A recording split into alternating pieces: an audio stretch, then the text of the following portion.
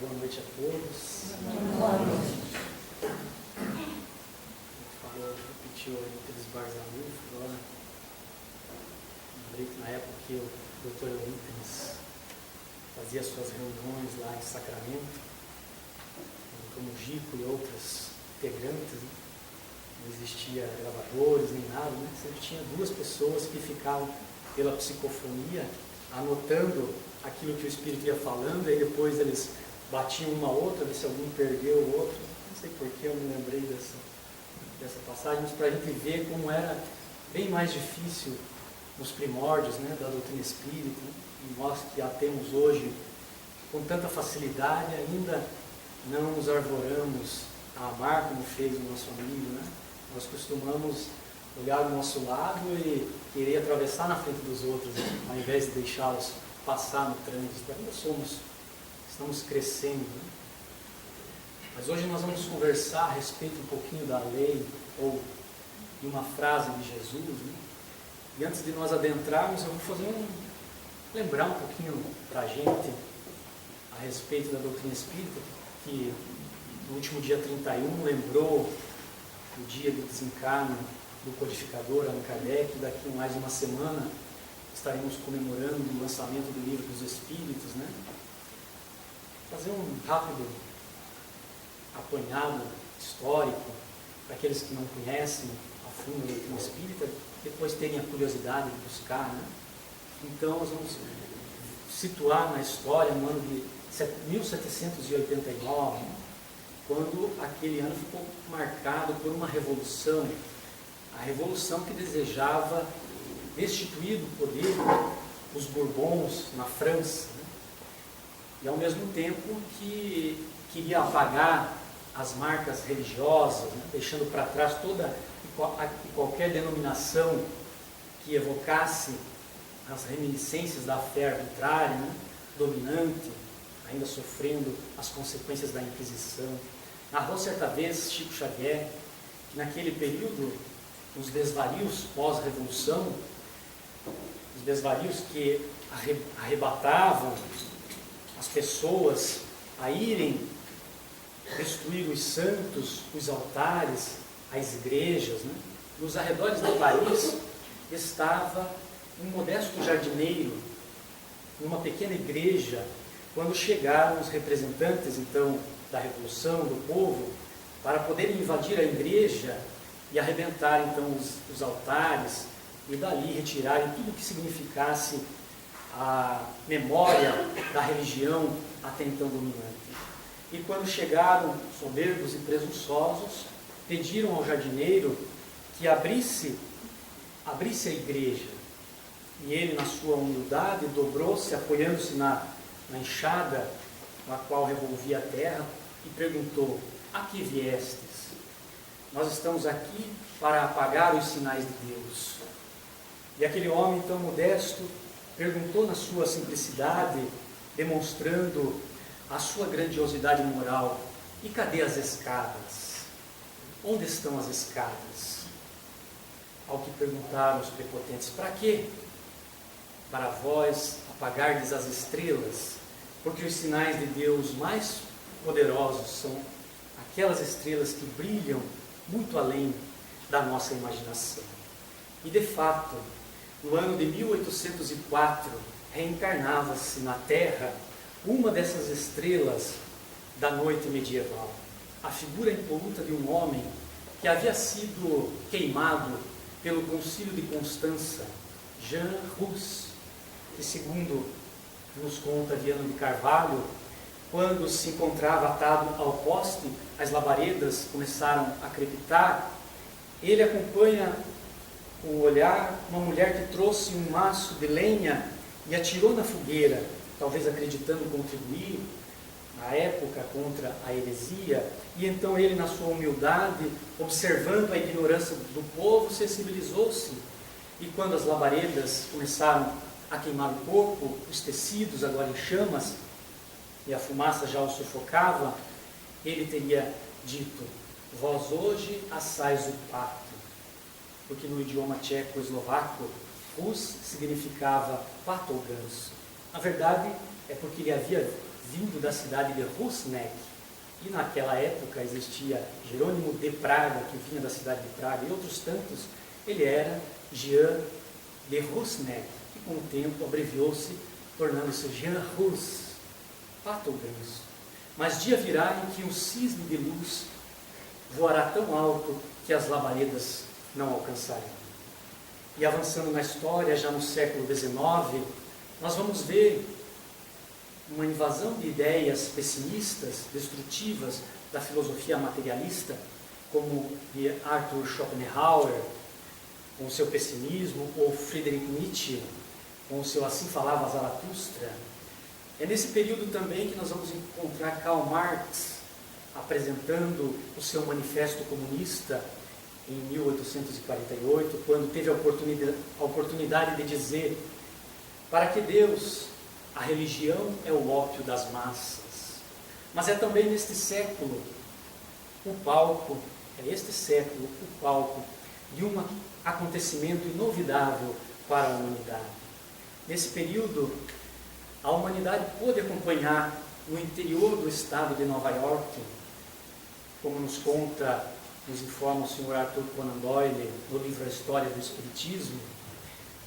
Duas meninas e a sua família tinham muita dificuldade para dormir, porque sons especiais e ruídos tormentosos vinham inquietando, vinham incomodando e há muito, mas especialmente naquele dia 31 de março, quando foi o dia que se travou o grande diálogo entre o mundo físico e o mundo transcendental.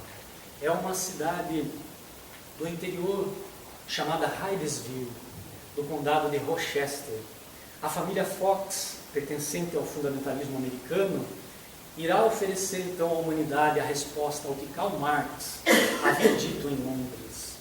E foi a partir de Hydesville que esses fenômenos viajaram pelo mundo, para a Inglaterra, na França, para serem depois assistidos pelo professor Rivaio. Aquele mesmo pato queimado na fogueira, que agora renascia na condição de cisne, responsável por dar um novo sentido, uma nova filosofia à ciência e à religião.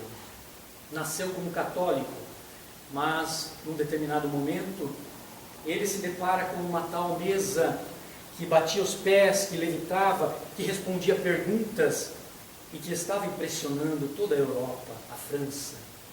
Porque era uma festa comum, você chegava num lugar e a mesa respondia perguntas. E o Dr. Hippolyte Léon, que já havia publicado mais de 20 obras como pedagogo, o primeiro dos seus livros antes dos 20 anos, e que foi por 5 décadas modelo da educação em toda a Europa, mas ele então começa a ouvir essas histórias das mesas e começa a achar um pouco estranho, né? Como que pode? E um dos seus amigos, o Dr. Fortier, disse: Hippolyte, mas eu estive lá numa dessas reuniões, eu vi a mesa, ela responder perguntas lógicas feitas ali na hora, e ela respondeu. E ele falou: eu vou acreditar quando me provarem que a mesa tem nervos, cérebro e nervos para pensar. E o Fortier não se deu por vencido, e ele disse: mas vai lá, faça as tuas perguntas. Se eu puder fazer as minhas perguntas, então eu vou. E foi na casa da senhora Plain Maison, uma terça-feira, às 20 horas. Mas durante o dia ele ficou em casa, escreveu as suas perguntas e colocou no bolso do paletó.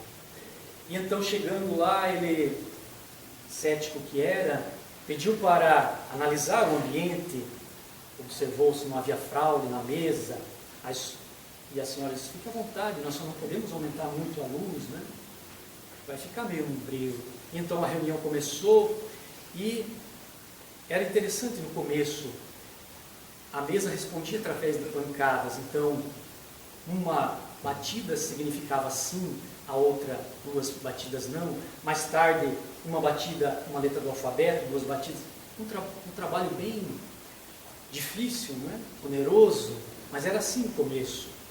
E então a mesa começou a falar algumas letras, e quando foram formando as frases, surgiram algumas respostas, e a senhora Plaine Maison perguntou à mesa: o que são essas respostas? São para as perguntas, né? Batendo ali. Mas nós não fizemos nenhuma pergunta, novamente batendo. São as respostas às perguntas do Dr. Rivaio, que estão no seu bolso. E aí, então ele se admirou e perguntou para a mesa, né? Ele ainda as tratava assim: mas como que você sabe, né? É que nós estávamos ao seu lado quando você as escreveu. E aí então ele começou, não é, no seu processo científico de estudo, buscou vários médiuns, começou a perceber que aqueles fenômenos aconteciam quando determinadas pessoas estavam presentes, né, ao que ele denominou os médiuns. Né? E então foi desenvolvendo até que, no dia 18 de abril de 1857, ele apresenta o Livro dos Espíritos, inaugurando, nos tempos modernos, a era do espírito imortal. E o Livro dos Espíritos vem com uma filosofia que consegue elucidar os desígnios, os enigmas do pensamento, matar as velhas interrogações, vem dizer quem somos, de onde viemos, por que estamos aqui, para onde vamos, por que sofremos. Interrogações até então sem respostas. E o Espiritismo então desdobra a sua proposta luminífera sobre a Terra, consolando e guiando as almas que têm sede da verdade, que padecem na escuridão. O Espiritismo vem reviver o cristianismo na sua pureza. Agora que nós sabemos que ninguém morre e que cada um de nós constrói a sua felicidade ou a sua desdita, o bem que fazemos ou o mal de que somos instrumentos servirão de argamassa para a nossa vida no futuro. Não existe mágica, não tem privilégios. O universo não vive sob pressão, porque tudo responde às leis de Deus, inclusive nós. E uma dessas leis que Jesus nos trouxe, que o Espiritismo esclarece com tanta propriedade, trata de nos informar a respeito da nossa condição após a morte do corpo físico. Quando Jesus diz em Mateus: porque o Filho do Homem virá na glória do seu Pai com os seus anjos, e então dará a cada um segundo as suas obras, Ele está nos convidando a nós produzirmos boas obras. É óbvio, está implícito ali a lei de ação e reação. Ou quando ele diz: fazer aos outros aquilo que gostaria que os outros lhe fizessem. São conselhos, mas não são apenas conselhos. Ele está ali nos descortinando o mecanismo da ação das leis divinas. No nosso Código Civil existem leis, e se eu descumprir essas leis, eu sofro as consequências, que também estão previstas na mesma lei. E o juiz não pode aplicar uma pena maior, superior ao que manda a lei, porque se ele fizer isso, o advogado recorre. E se ele arbitrar uma pena inferior, o promotor recorre. É interessante notar também que, por exemplo, no setor público, diferente do civil, que não pode ir contra a lei, nós civis não podemos ir contra a lei. O agente público, embora também responda na lei civil, né, criminalmente, existe uma legislação própria onde ele precisa fazer aquilo que a lei manda, nem mais nem menos. Então, às vezes, o agente público gostaria de fazer algo mais, mas ele não pode, porque não está escrito na lei que ele pode fazer isso. Então, se ele fizer como manda a lei, ele se protege, e protege a sociedade, ele se protege de um possível processo por improbidade administrativa. Né? Então, é isso que Jesus queria nos mostrar, quando ele diz, por exemplo, que não apenas nós devemos não fazer o mal, nós devemos também, e principalmente, fazer o bem. E o Espiritismo ainda nos esclarece um pouco mais, isso está lá no Código Moral da Vida Futura, no Céu e no Inferno, quando ele vai dizer que nós respondemos pelo mal que fazemos. mas também pelo bem que deixamos de fazer e pelo mal que sobrevier o bem que nós deixamos de fazer. Então a doutrina espírita é generosa, justamente por nos alencar todos os argumentos possíveis que nos inspiram a sermos melhores cristãos, melhores semeadores hoje para uma colheita satisfatória amanhã. Então, nós poderíamos falar aqui a respeito da lei de ação e reação, trazendo a lei da atração universal, da repulsão, o fluido cósmico universal, a lei de conservação, de destruição, a lei de progresso, das vibrações, a ação da vontade e do pensamento, tudo isso para dizer simplesmente que eu sou o arquiteto do meu próprio destino. Mas eu gostaria de falar dessa lei hoje de uma forma diferente, que nos mostre, talvez na prática, a nos motivar a sermos esses melhores cristãos, talvez tratando, nos impulsionando a tratar os outros como nós gostaríamos de ser tratados. Eu gostaria de tratar dessa lei como uma história que mostre justamente isso. É um texto mediúnico que foi captado pela psicofonia e depois transcrito no grupo Meimei, que era um grupo onde o Chico também participava. É a história do Nego Zé. Ele vai dizer assim: quando por cá, olhando, vocês começar a falar complicado, com um livro grosso na mão, fico mesmo aqui me assuntando para não me fazer enganado com gente de má intenção. Eu já vivi nesse mundo e vi muita gente se esconder nas falas complicadas, de intenção ruim, mascarando, fazendo esse povo sofrer. Mas para vocês eu quero contar a história que não está escrevinhada, está tudo mesmo gravado na cabeça de Abá Contar. Era um menino matreiro, lá das terras, distante do outro lado do mar, das tribos de Iorubá, tribo de homem valente, homem guerreiro. E eu era um menino, e eu corria pela mata fechada, não tinha medo de nada, nem de escuro, nem de serpente.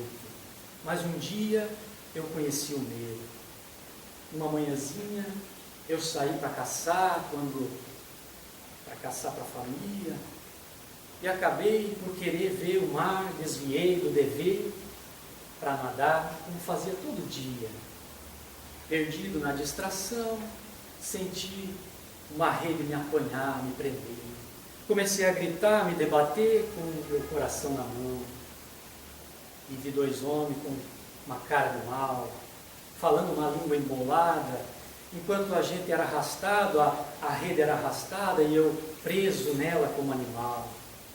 Lembrei do aviso dos antigos, dos mais antigos, para não caminhar sozinho na trilha, andar sempre com gente da família ou junto de alguns amigos.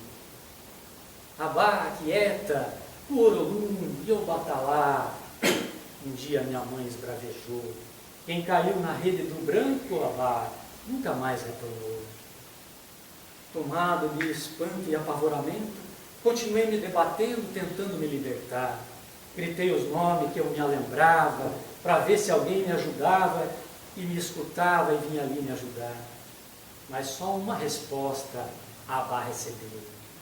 Um dos homens me bateu e eu não vi mais nada. Só acordei num lugar diferente, abarrotado de gente, tudo ali aprisionado. Tinha gente de tribo rival, mas na força daquelas correntes nós era tudo igual. Era animal, não era gente.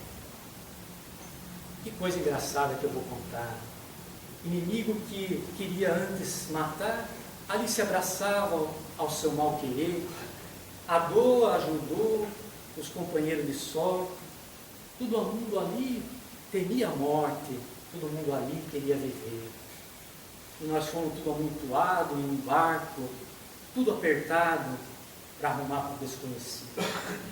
E ante a rudeza do branco que tratava nós a solavanco, nenhum gemido era ouvido.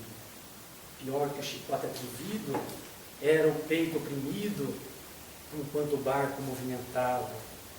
Gente que o branco prendia Se não caía na praia, caía na estrada, nunca mais importava.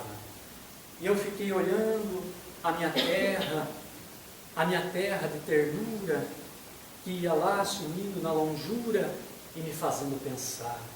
Lá ficou minha alegria, minha liberdade, minha família. Eu não soube escutar. Mas durante o primeiro dia eu pensava em Iemanjá. Esperava ela se levantar, ia acudir os filhos maltratados, mas nós não fomos ajudados por nenhum Deus da nossa crença. Naquele barco maldito era só morte e doença.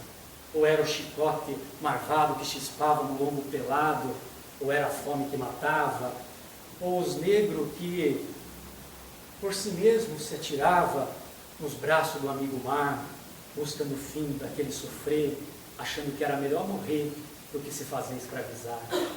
A comida era pouca e medida, só para que não tivesse ferida, nem febre ou prostração. Esses era tudo acorrentado, e no mar era tudo jogado, sem qualquer compaixão. Nem sei quanto tempo isso levou, mas um dia o barco chegou onde tinha que chegar. Nós descemos, tudo assustado, e fomos logo apreciados por quem ia nos comprar. Eu era só um menino, mas estava ali acorrentado como se eu fosse um bicho. E vinha os homens, me olhava, de vez em quando falava aquela língua embolada, e eu não entendia nada, mas queria falar para aqueles também, que a vá contar era a gente também. Queria voltar para casa, e ali o povo me agredia. Para piorar o sofrimento, eu fiquei ali no relento, depois daquela agonia, daquela viagem sem fim, com fome, com sede, cansado, esperando ser comprado para saber o meu fim. Acabei por ser comprado por um homem mal encarado, que me levou até a montaria, mas não me fez montar, me fez foi caminhar, me puxando pela corda, amarrada nas minhas mãos, acorrentada junto a outras mãos, a outros que na viagem não morreu. Nós ia aquele bando caladinho, se caía no caminho, o homem dava uns arrancão, gritava as palavras emboladas, parecia uma besta malvada, sem dó nem compaixão. Nosso pé descalço no chão ia ferindo, sangrando, mas o homem ia puxando sem querer saber de nada. Muitas horas caminhando, com a moringa queimando no sol forte da estrada, caminhando bem longe, chegamos no alto do monte, com uma construção grande. Levaram nós para esse lugar, onde nós ia ficar, era a nossa prisão. Tinha tanto negro lá dentro, que hoje eu penso, admirado com tanta abominação. O que pensava esse homem branco de fazer tanta loucura só por causa da pele escura, mas não era seus irmãos. Durante muitos dias eu ficava só calado, estava muito acabrunhado de dor, mas o nego velho foi se aquentando aos poucos, se acostumando com aquela vida de horror. Nem sempre nós compreendia o que os outros negros diziam, porque muitos ali vieram de tribo diferente, de lugar diferente, outra gente, mas aos poucos nós aprendíamos a língua embolada do branco e a língua do outro também, para entender as ordens dadas e não tomar nenhuma lambada do chicote do feitor, em seu constante estalar. Nós trabalhava de dia e de noite nós se recolhia num lugar chamado senzala, onde dormia no chão, tudo amontoado.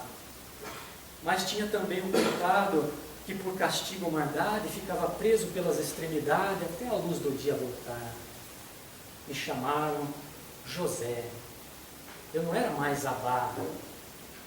E eu vi o tempo passar. Eu já não era mais um menino agora, eu já era um homem forte, mas de jeito fraco, acabrunhado, anulado. Eu não queria ser maltratado, tinha medo da morte. O menino atrevido da mata era agora manso que nem o gado, obedecia calado. Trabalhava na plantação, fugia das brigas, que às vezes se dava para os irmãos, ficava só espreitando o chicote do feitor, estalando no lombo dos mais afoitos, que entravam em confusão. Por ser negro, manso, calado, que não gostava de brigar, um dia fui apontado para acompanhar o senhorzinho das terras daquele lugar. Parecia boa coisa, ia comer melhorzinho, ia vestir melhorzinho, ficar na casa grande, sem muito serviço pesado. Eu fiquei até animado, pensei que a sorte sorria pro coitado do Zé. Eu é que não sabia que tinha tipo de maldade que faz a gente sentir saudade do chicote do feitor. Ah, não, tem castigo pior, lambada de toda hora, que não estala no lombo, mas causa dor maior, a dor da humilhação. Não marca a carne de fora, mas marca o coração. O senhorzinho em questão não viu o nego Zé mais do que uma diversão. Muitas vezes na casa grande, no luxo daquela sala, eu tinha saudade da senzala em meio aos meus irmãos. Mas agora eu não quero me alongar.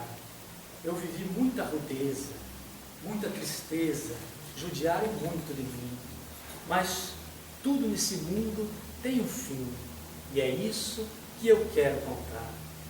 Ô meu povo que estuda, vós nesseis precisa saber, nessa vida na terra, vale a pena tudo sofrer, sem se dar a desforra. Um dia o senhorzinho casou, parece até castigo o que se sucedeu.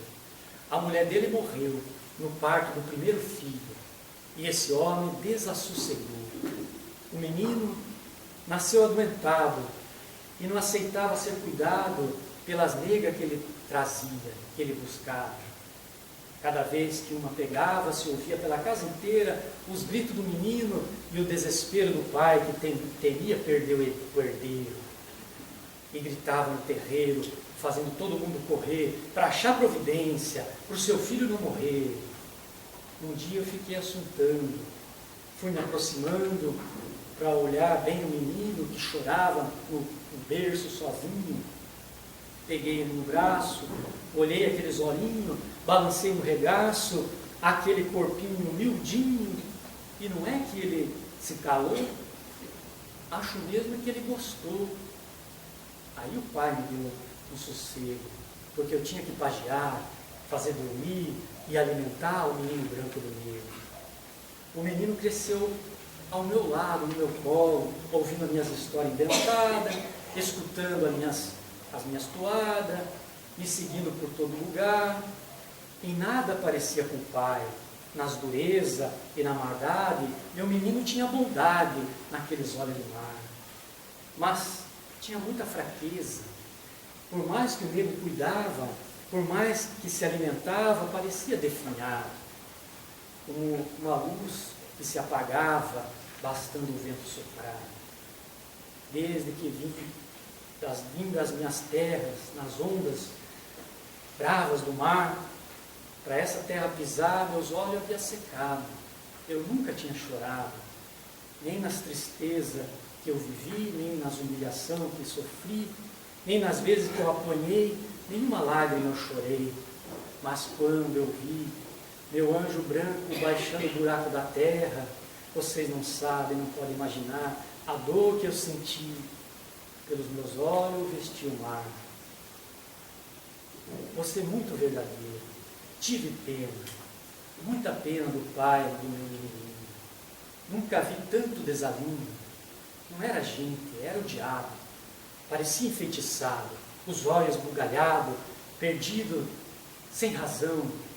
Não aguentava o sofrimento de ver o único rebento enterrado naquele chão. Ele que fez tanta mãe chorar, separando os filhinhos que outros vinham comprar. Nunca teve compaixão com aquelas mães desesperadas que nos seus pés se arrastava na suprema humilhação. Eita noite sombria, que eu nunca mais vou esquecer.